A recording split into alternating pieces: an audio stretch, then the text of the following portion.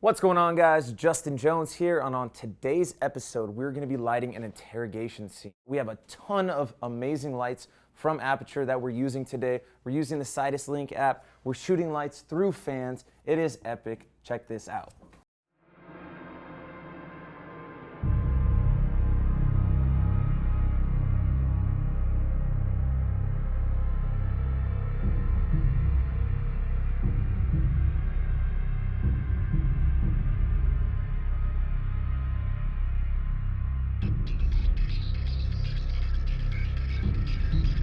Today, the lights that we are using, let's walk through this. So, to first start this setup, I wanted to get a light coming through the outside window.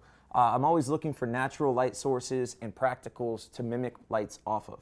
So, the first light I did was a 300D with a spotlight mount from Aputure, shooting through this big fan I had in the warehouse. Now, if we had just put that light through that fan, it would have given us such a fast motion that we wouldn't have been able to really tell what it was, and it would look kind of like a strobe light. So what we did was we connected that to a dimmer, and what that allowed us to do was dim the electricity, thus making the fan spin slower. And it allows us to set it at a certain point, and then it'll spin slow like that for however long we need it to. That mixed with some haze gave us some really cool effects, almost feeling like a industrial shop or, gritty interrogation scene. So the next light that I set up, and actually was already here, is this really cool practical tube light that we have up in this fixture on the wall. That's a green color, so I already knew I wanted my key light to be kind of opposite of that, so we did a tungsten key. And this here is our key light.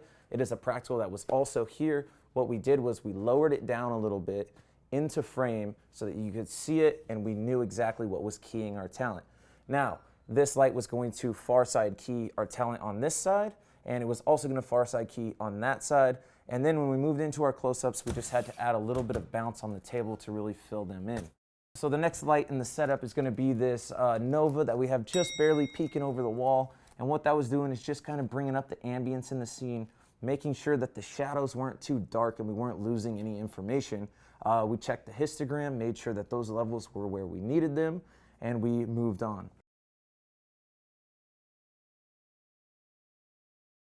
Then after we got our master shot, we wanted to move into close-ups. Now, every time you move into a close-up, you're always going to need to make adjustments, either to make it match, to make it look better so it's not so flat, or to just, change art department as you're looking in a different direction. That part might not be set up yet. First thing we did when we were facing our first talent here was we added a little bit of a backlight on the camera left side of her hair. That part of the hair was just falling into darkness, didn't have much separation. Since we do have this big blue light coming through this back window, we were able to just put a little MC on that back sidewall, and we dimmed it down to about 20%, same color temperature, 5600 as that light outside, and that just gave us a little bit of kiss on the back of her hair and a little bit on the side of her cheek just to separate her from the background.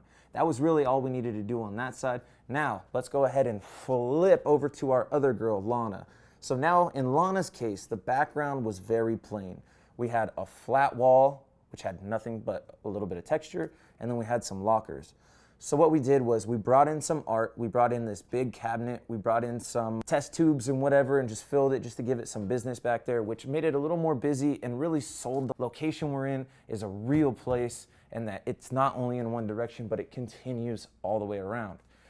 After we did that, we added another MC to kind of mimic what we did with her. There's these green lights around, so we turned it green. We stuck it to a stand in the back. The great thing about the MCs is they're magnetic, so you could stick them anywhere. And we just kind of backlit Lana's face just to do the same thing we did. Make sure it doesn't fall into darkness, gives a little bit of separation, and carries over the green from the location. Last thing we did on Lana's close-up is we pulled our practical here over to the side. We gripped it with a little Gary Coleman, and that's just gonna give us that far side key we're looking for in this dramatic scene. If we would have kept it here, as you can see on my face, it's very flat. Then when we put it over here, my face starts getting some contrast, and it's giving me a little bit more shape rather than looking so flat.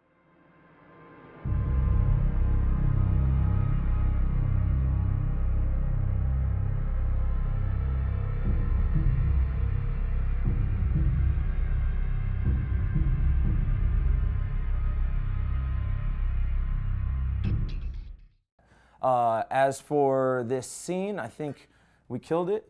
Let me know in the comments what you guys thought about this one. I'll catch you guys next time.